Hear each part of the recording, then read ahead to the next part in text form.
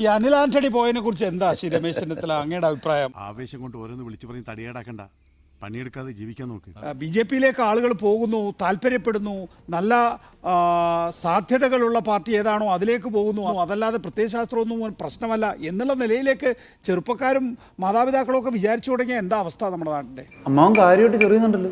അമ്മാവൻ ചൊറിഞ്ഞൊറിഞ്ഞ് തല്ല് വെച്ച് കൂട്ടുന്നു തോന്നുന്നു. ഇങ്ങനെയൊക്കെയാണ് മക്കളെങ്കിൽ ശ്രീ രമേശ് ചെന്നിത്തല എങ്ങനെയാണ് കാര്യങ്ങൾ? അതായത് അല്ല, നമ്മുടെ നാട്ടിൽ ഏത് രാഷ്ട്രീയ പാർട്ടി വിശ്വസിക്കാനും ആളുകൾക്ക് സ്വാതന്ത്ര്യമുണ്ട്. അത് ശരിയാ, അത് ശരി. MP രാഘവൻ ജീവിച്ചിരുന്നപ്പോൾ അദ്ദേഹം UDF-ന്റെ ഭാഗമായിരുന്നു. അദ്ദേഹത്തിന്റെ അന്ത്യനാളുകളിൽ അദ്ദേഹത്തിന്റെ മകൻ നികേഷ് കുമാർ LDF സ്ഥാനാർത്ഥിയായിട്ട് മത്സരിച്ചു.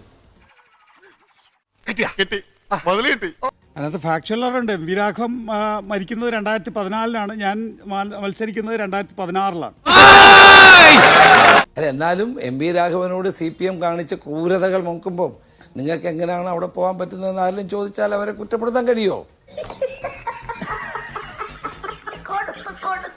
അദ്ദേഹത്തിന്റെ പാമ്പ് വളർത്തു കേന്ദ്രം തീയിട്ടു, അദ്ദേഹത്തിന് വെളിയിറങ്ങാൻ പറ്റാത്ത അവസ്ഥയുണ്ടായി. കൂത്തുപറമ്പിൽ അദ്ദേഹത്തെ ആക്രമിച്ച് കൊലപ്പെടുത്താൻ ശ്രമിച്ചു. ഇത് വടി കൊടുത്ത് അടി വാങ്ങുന്ന പരിപാടിയാണല്ലോ ബാബു. അങ്ങനെ ഒരു പാർട്ടിയിൽ അങ്ങനെ ഒരു വലിയ നേതാവിൻ്റെ മകൻ CPM-ന്റെ സ്ഥാനാർത്ഥിയാവാൻ വളരെ പെട്ടെന്ന് കഴിഞ്ഞു എന്ന് പറയുമ്പോൾ ആളുകൾ അത്ഭുതപ്പെടത്തില്ലേ? എന്നിട്ടിപ്പോൾ വന്നിരിക്കുന്നു അച്ഛനാണെന്ന് പറഞ്ഞ്. അച്ഛനാണത്രേ അച്ഛൻ.